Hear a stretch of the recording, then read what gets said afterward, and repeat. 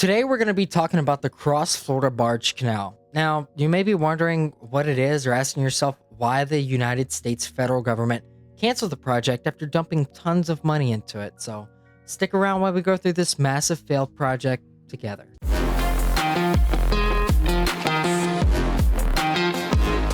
The Cross Florida Barge Canal was a project that was supposed to connect the Gulf and the Atlantic Ocean by essentially cutting Florida in half, completely in half. What's now known as the Marjorie Harris Carr Cross Florida Greenway, a 110-mile linear park and wildlife corridor that transformed the abandoned canal route into a recreation area, wasn't always what it is today. You see, this photo during the construction of the canal, that was going to be used for shipping routes that were supposed to reduce the time spent on the water by about 3 days. Supporters of the canal believed it would transform Florida into a major freight and logistics hub, creating jobs and facilitating commerce during the Great Depression in the 1930s, while President Franklin D. Roosevelt was in office. President Roosevelt authorized $5 million in funding for the project in 1935. That's roughly $118.3 million today. They estimated the entire project to cost about $143 million to complete. That's a whopping $3.38 billion in today's time. I don't know about you, but if I had $3.38 billion to spend, I wouldn't spend it on digging a ditch. But anyways, in 1936, Michigan Senator Arthur Vandenberg said, "Hey Franklin, Congress has to authorize this. You can't just give out all of the people's money in these hard times."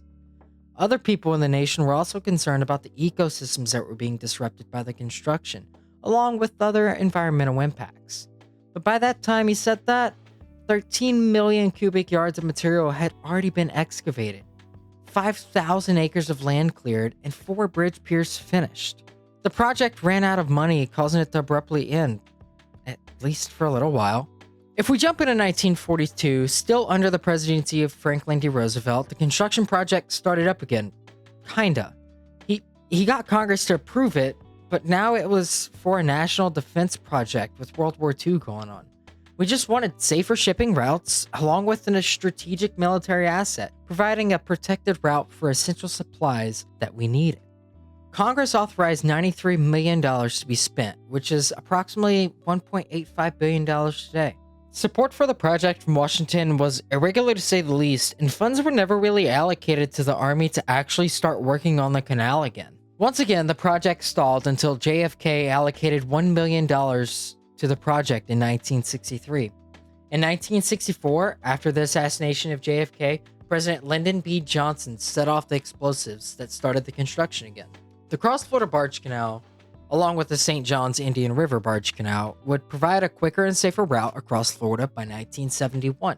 In 1968, the Rodman Dam, now known as the Kirkpatrick Dam, still stands today as a reservoir, but was constructed and flooded in the same year, causing severe environmental impacts and drew attention to the environmental problems that this canal could potentially cause.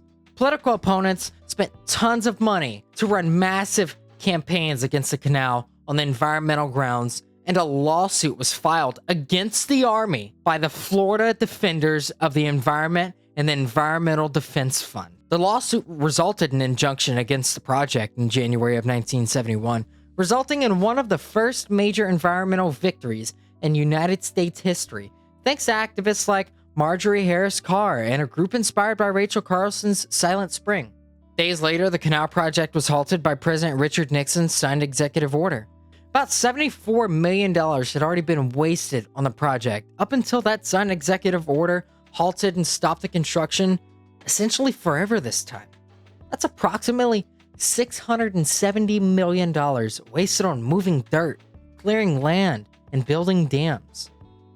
In 1990, Congress officially deauthorized the project after 60 years of this ongoing monstrosity and turned the land over to the state of Florida to use as a public conservation and recreation area. That's now the Marjorie Harris Carr Cross Florida Greenway, in honor of Marjorie Harris Carr, who fought the federal government to stop the construction and won. Only 28 to 33% of the project was completed by the time it was stopped. Even though the federal government spent all that money on the project for it to fall flat on its face, it still makes for a spectacular sight to see when you know all of the history behind it. If you've enjoyed this video, please consider leaving a like and subscribe. Leave a comment down below and let me know what construction project you'd like for me to cover next. Thank you, and until next time.